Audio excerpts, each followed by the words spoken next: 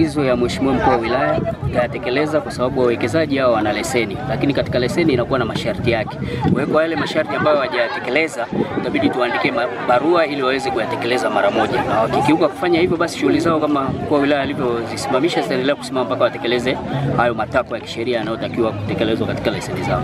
Katika kijiji hichi kuna wamiliki wawili wa leseni. Kuna Franki Munyagizi Emmanuel pamoja na Mining Company Limited.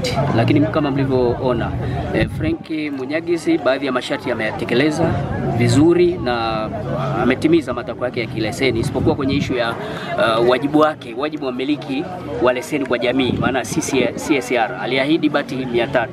Nafikiri alikuwa ametoa milioni 2, bado hizo fedha nyingine zilizobakia ameagizwa na Mkuu wa Wilaya aweze kutekeleza, na sisi tutamwandikia barua kabisa kwa maandishi kwamba aweze kutekeleza ili aweze kuendelea na shughuli zake. Isipokuwa yule wa masharti mengine ya kimazingira itabidi aandae mpango wa mazingira ndio aweze kuendelea na shughuli zake.